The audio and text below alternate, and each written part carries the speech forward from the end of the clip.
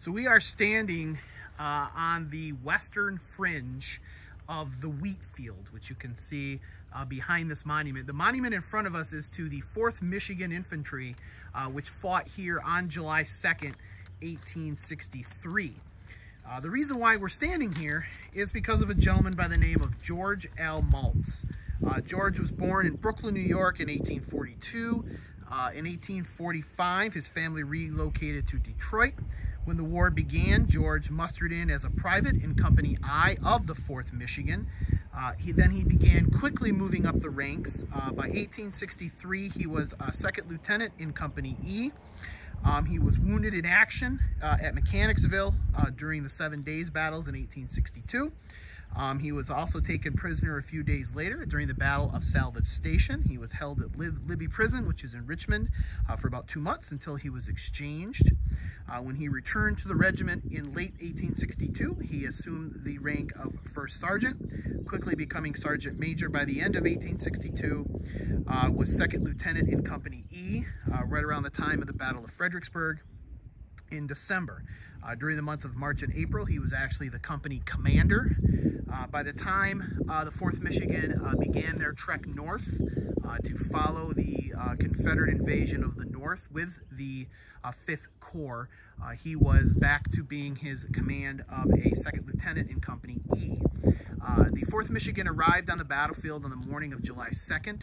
They moved up through Frederick, going east up through Union Station, and then arriving on the battlefield with the remainder of the 5th Corps. When the 3rd Corps under Dan Sickles moved out into this area, the 5th Corps was brought in as reserve due to the fact that General Meade, the commanding of the Army of the Potomac, knew that Sickles' position, an advanced forward position of the main Union line on Cemetery Ridge, was not going to be good.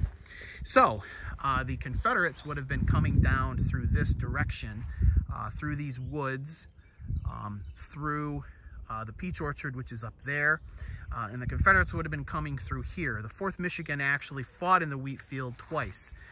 The first time they were pushed back, re-entered the wheat field, and began fighting again. Eventually, the 4th Michigan's position ran from that marker that you see right there over here to the regimental marker and over here. Now, the reason why the regimental marker is not in a direct line of the middle of the position of the 4th Michigan, I will explain here in a little bit.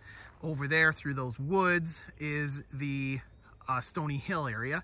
There are actually 3 regiments of Michigan soldiers that fought on this edge of the battlefield on July 2nd. We have, of course, the 4th, we have the 5th, the 1st, and actually 4th of the 3rd Michigan that was in the Peach Orchard. So the bulk of the Michigan infantry troops that fought at the Battle of Gettysburg were actually located on the southern end of the battlefield in the Peach Orchard, Stony Hill, and the wheat field. Of course, we had the 16th Michigan on Little Round Top, the 24th Michigan over on McPherson's Ridge, and the 7th Michigan that would have been located on Cemetery Ridge.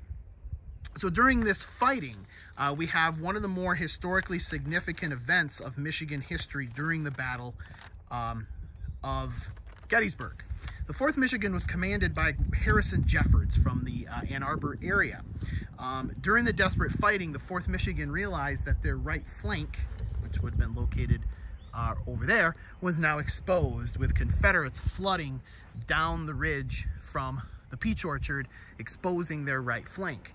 So a frantic fight began right where this marker is located when the color bearer, Thomas Tarzany, threw down the flag in a frantic fight and began retreating back across the wheat field. During this fight, Harrison Jeffords noticed the flag was on the ground and rushed forward along with a major and a 1st lieutenant to assist him.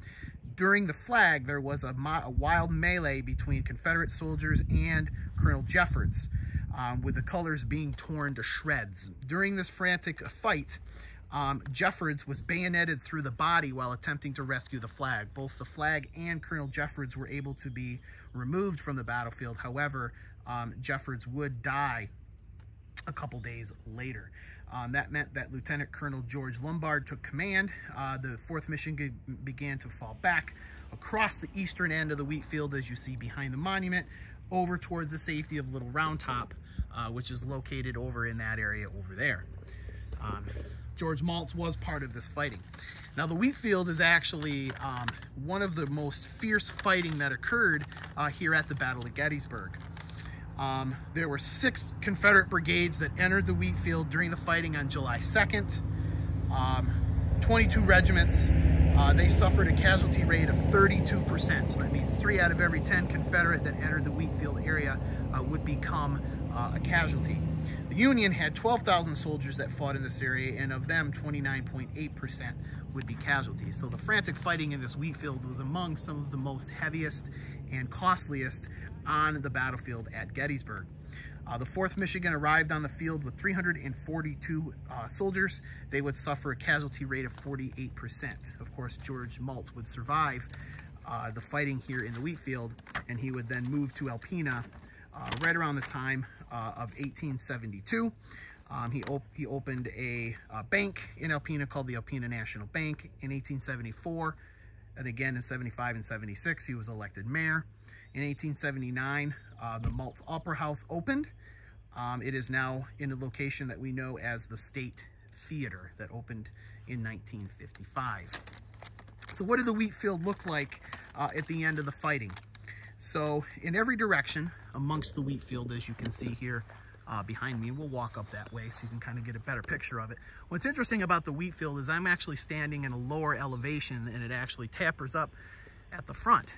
So the side that controls the back eastern edge of the wheat field controls the field. So they would actually exchange hands 6 to 7 times that the wheat field would be exchanged hands during the frantic fighting in the late afternoon and early evening of July 2nd. In every direction among the bodies were debris of battlefields, haversacks, canteens, every kind of rifle or musket, blankets, cartridge boxes, and bayonet scabbards, all screwing the ground. Hats with the Maltese cross of the 5th Corps were mixed with the sombreros of the Texans.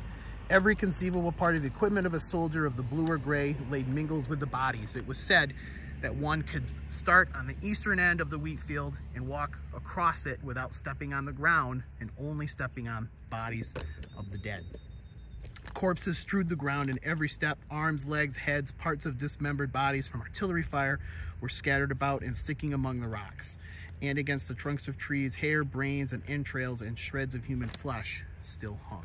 So you can imagine what this battle looked like, and you can imagine what the battlefield looked like at the end. And of course, George Maltz died in Alpena, and he is buried in our fair town.